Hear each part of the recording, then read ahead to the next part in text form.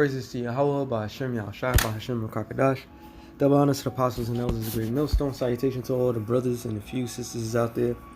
Unto the Israelite foreigners from the seed of Abraham, Isaac, and Jacob, Shalom in the Hebrew, which means peace. Be a quick show through the spirit of Yahweh, Hashem Yahushua. It don't have to be long. It don't have to be dragged out. Those of us that's been paying attention to the news today, especially, and the hits keep on rolling. All right, the hits keep on rolling, and prophecies is standing out more and more. And the most diabolical thing that this society is conducting right now is the false starvation or the false famine that they're displaying right now. In a great sense,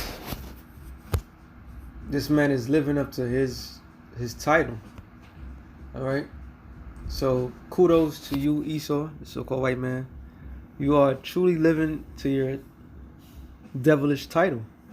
You have taken things into your own hands, which it wasn't yours to per se to do. You was just a vessel that the Lord is using to bring down his wrath. All right. To bring down his wrath onto the world. And the Lord has gotten Esau so pumped and so diabolical. There's only one way for this man to come down. He has to come down hard. All right. I'm going to bring out one particular scripture in mind, because it's when you study people, you study their needs, you understand their needs, and once you take that away, seemingly you have power over them. Sirach 39 and 26. Matter of fact, I should start. You know what? Yeah, let me just go to 26. The principal things for the whole use of man's life are water, fire, iron, salt, flour of wheat, honey, milk, and the blood of grapes, and oil and clothing. All these are for good to the godly, so the sinners, they are turned into evil. So these are the principal things of life that a man needs to sustain himself in the world that the Most High created. Now Esau has taken away some of these principles. All right, he's deliberately. One of the elder brothers has sent me a thing. Now that we're running short out of olive oil. Okay, we all know what's going on with the water in California and certain places. Fire, they can't take that away. Iron, a lot of food don't have iron like they're supposed to.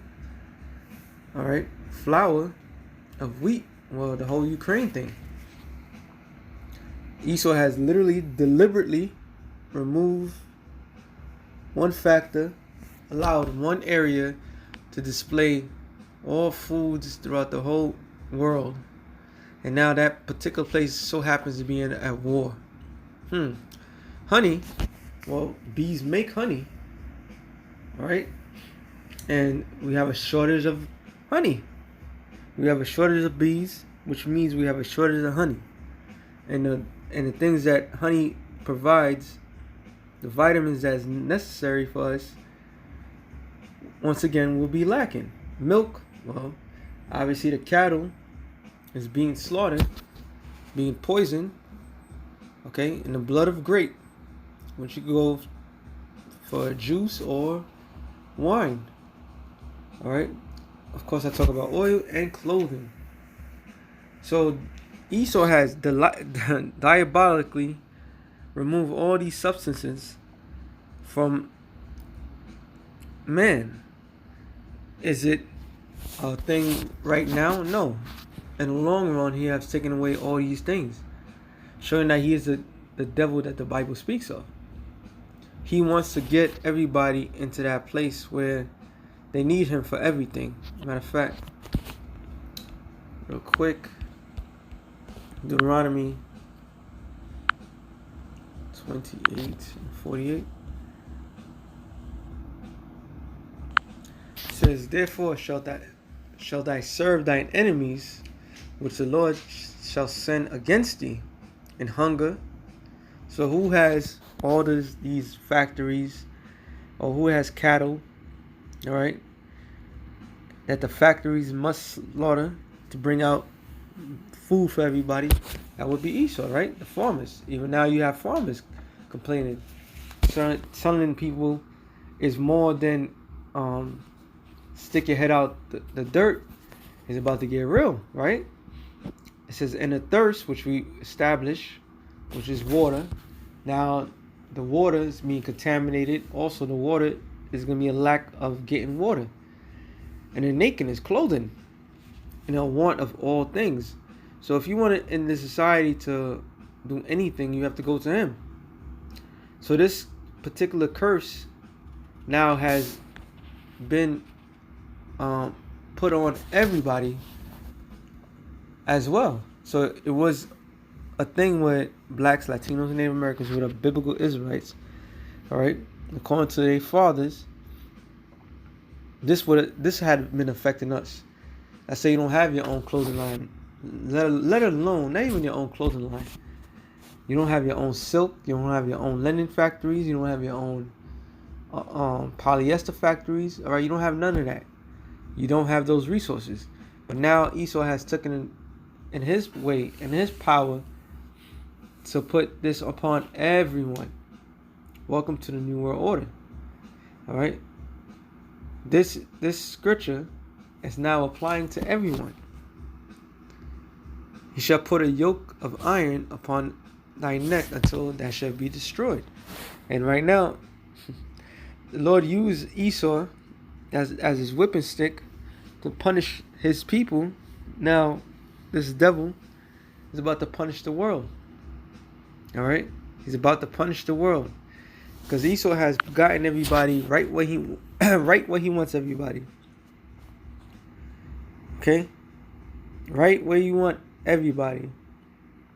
Now I do the Uber Eats and so forth.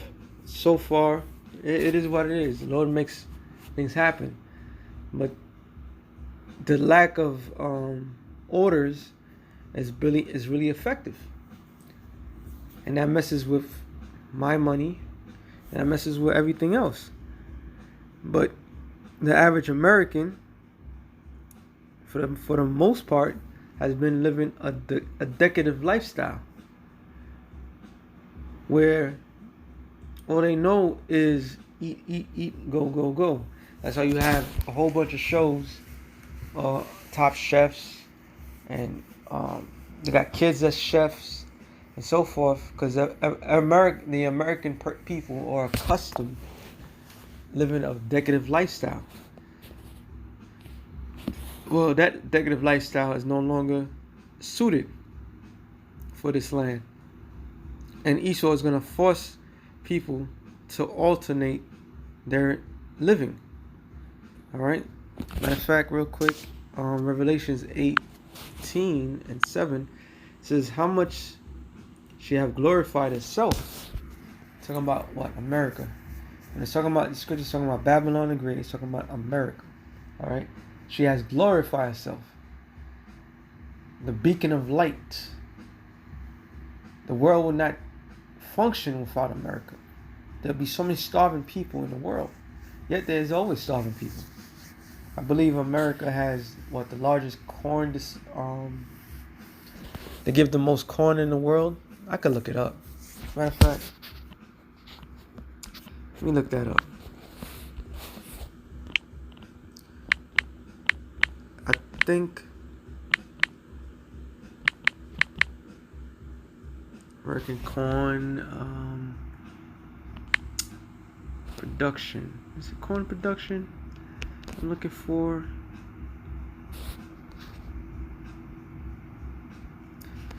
It says U.S. corn growers produce 15 billion bushels, up to 7% from 2020. That's not what I was looking for. world. Let me see if I type in.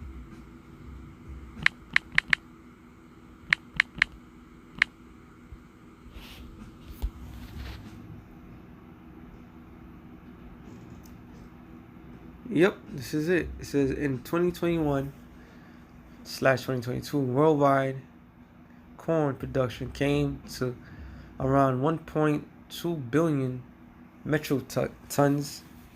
That year, the United States was also by far the biggest corn producer worldwide. So America's worldwide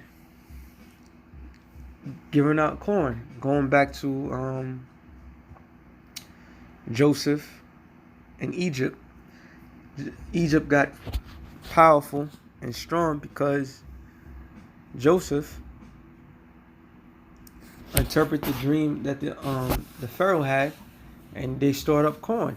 And at that particular time, they were the world's largest corn disputers. So fast forward to the modern day Egypt, it happens the same thing. It says with production volume amount to almost 384 million metric tons. This corresponded to use of about 1/3 of the global corn production. So America is by far the largest corn disputers out there. All right. So America's that corn, I believe. I know Ukraine is wheat and some other grain as well, but they pretty much have the stronghold when it comes to food for the world. It so happens that they're deliberately manufacturing these famines, okay, man-made, to starve out the people of the world. Okay, it says, going back to Revelations 18:7, how much you have glorified yourself and lived deliciously. And people of America have lived deliciously. All right, when you look up this deliciously, it says to be wanton, meaning undisciplined. That's why you could eat 5 meals a day, including snacks. All right. Got millions, fast food restaurants here in the city. You have corner stores that's open 24/7. I remember it came out in the 1990s. See, I'm from New York, so all we all knew was corner stores. The corner stores would be open 24/7 till somebody gets whacked, and then you got to wait outside to get your you'll make an order, and the guy in the back with the bulletproof plastic will get your order. You pay him and keep it moving. And, niggas would get loosies and so forth. But in the 1990s, they had this thing called 7-Eleven. And 7-Eleven was pretty much, if I'm not mistaken, mostly for the suburbs. Okay? So they were also decadent and wanton in the suburbs as well. Because I remember what MTV used to push a whole bunch of 7-Eleven commercials and so forth. And they have certain things about them. It says to live lavishly. All right. So live lavishly, you can have anything as your heart desires. So this is what the common people here in America are accustomed to. Now they're about to get a rude awakening. All right, reality is about to sink in. It said, matter of fact, let me see. I don't want to make this too long. Well, let me stay here real quick. It says, Sirach 39 and 22. No, 26. Let me jump down. 20. No, I'm right. 29. Now I'm saying 28. It says, there be spirits that are created for vengeance, which in their fury lay on sore strokes. In the time of the destruction, they pour out their force in appeasing the wrath of him that made them, sorry. And who is the one that made these spirits? The Most High, Yahweh. And they finally, and when you work construction, brothers know I'm getting at. You have your beginning season of the job, where pretty much it's not lackadaisical, but it's not much to do. You just pretty much work until your time is up. But as the production is going through, and no longer is an open space, you have walls. All right. First of all, you have the main wall, and then you got the sections where different rooms is going to be set. So now the supervisor, the foreman, they own everybody, the laborers to and all trades to go and work harder. Now are you being paid? You're working for what you're being paid for, so to speak. You make a lucrative business in construction. And right now, the spirits, for a while, you had the left hand side that was building the empire. Now you have the right hand side.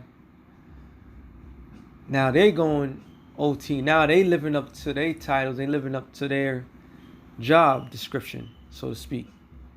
Now is the time for vengeance. Now is the time to get people.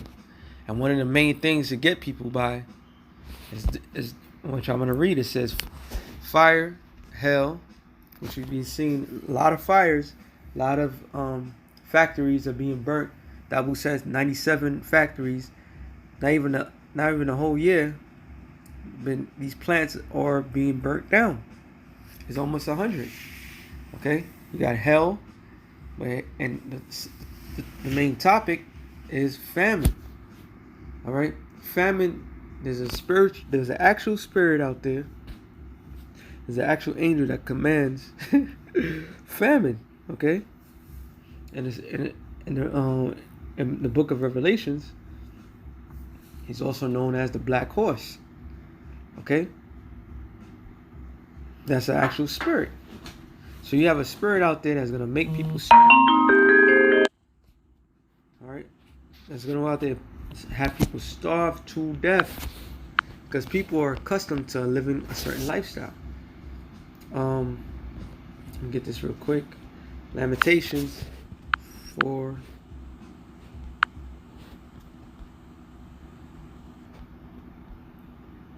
And 9, it says, they that be slain with the sword.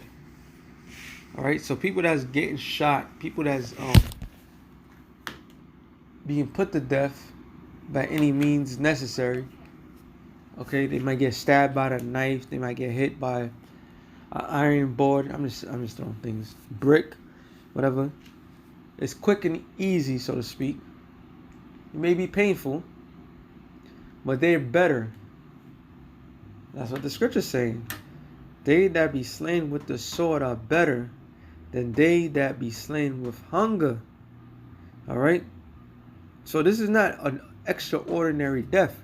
This is the most egregious, painful death known to existence.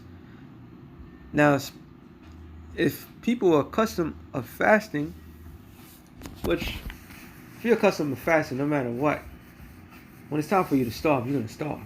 But if your body's trained to not to receive food or water for a period of time, you might have a fighting chance if the Lord allows it. But those that are accustomed to living that delicious lifestyle, you're screwed. All right? For these pine away, stricken through for the want of fruits of the field. So let's look up the word pine away. Pine away is zawab, to flush, gush, issue, discharge. To flow, gush, to die. pine away figuratively. All right. So these people are gonna pine away. Their spirit is gonna leave them. Yet they're still gonna be in this physical plane.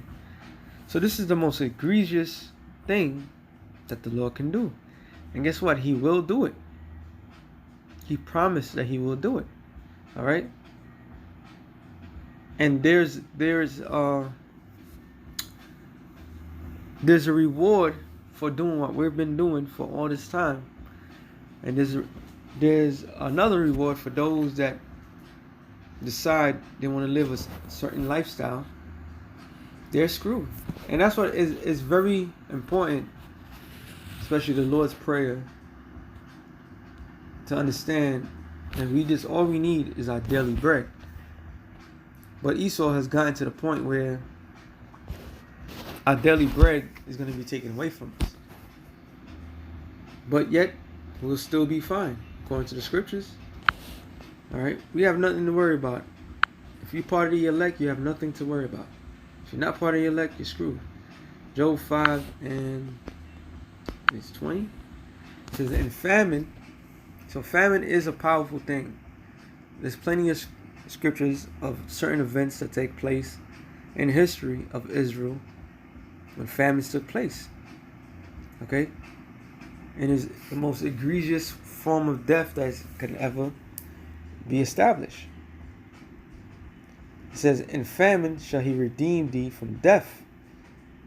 So when that time comes, if you are a man of the Lord, he's going to redeem his men from death.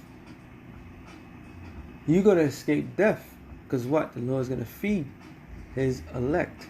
He's going to feed his men. It says, in war, from the power of the sword. So whatever is going to happen won't touch the Lord's men. That shall be hid from the scourge of the tongue, neither shall they be afraid of the destruction when it cometh. At destruction and famine, there we go, famine again, thou shalt laugh. So how would you laugh when they're starving? Meaning you will eat. We have nothing to worry about if you're part of the elect. For the rest of these people, you're screwed. It says, neither should they be afraid of the beasts of the earth. Because what? Isaiah 65.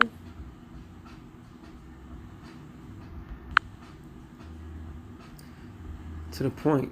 It says 65 and 13. It says, therefore, thus saith the Lord, Yahweh Ba'ashem Yahshua, behold, my servant shall eat, but you shall hunger. Behold, my servant shall drink, but ye shall be thirsty.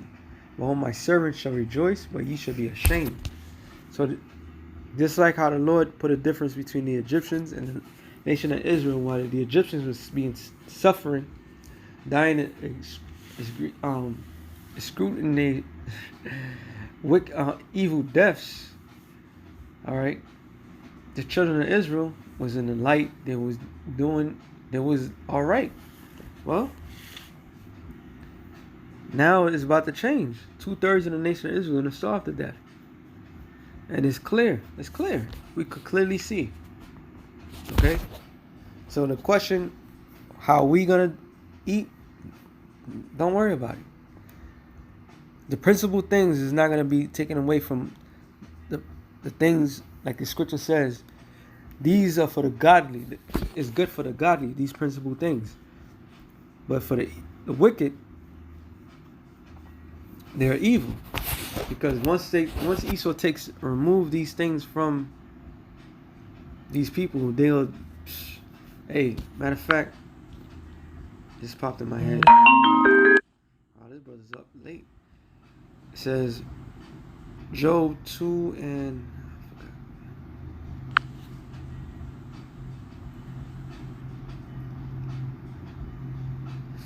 Job 2 and 4. It says, Satan answered the Lord, it says, skin for skin, yeah, all that a man have will he give for his life. So this is the ultimate test for everybody. All right, Satan is hanging on to certain individuals that's want all the materialistic things and food and all sorts of things, and they will do whatever it takes in order to keep these things. But if the men of the Lord, the people of the Lord, are going to what? They're going to be all right, because the principal things that the Lord established, they shall go by. 1 John 2:15, to the point, and I'm going to end it off on this. Love not the world, neither the things that are in the world.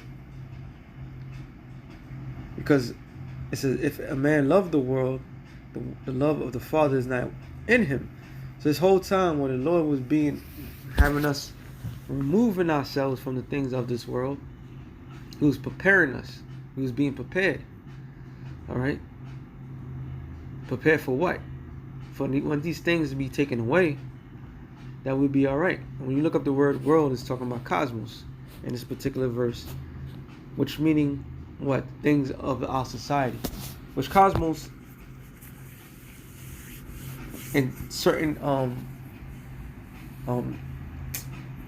passage like John 3:16 means the world is of Israel. So this world of Israel, what Jake is accustomed to, living this lavish lifestyle, and all that is going to be taken away from them. All right. It says, verse 16, for all that is in the world, the lust of the flesh, the lust of the eyes, and the pride of life, is not of the Father, but it is of the world, and the world passeth away. So all these things are passing away. The things that we're accustomed, Burger King, McDonald's, Wendy's, these corner stores, all right, having food by the abundance, having food prepped, all that shit is going to be taken away. It's all dying. Okay, soon it's going to be all GMOs, all food that make you, even though it's put already in the industry, it's going to be more worse. They even have kids being accustomed to eating, I believe, some type of bugs. All right, so all this shit is gonna pass away. Everything. Ultimately, the world of America, the society is gonna pass away. But the Lord slowly getting us prepped for what? To the coming days. It says, and the lust thereof, but he that doeth the will of the Most High abideth forever. And that's what the scripture says in what? He that trusts in the Lord shall be safe, roughly paraphrasing. All right? And we already read that the servants of the Lord shall eat. So no matter what happens, we have nothing to worry about. So with that being said, shalom. It's a quick show to the spirit. Shalom to the elected nation. Shalom.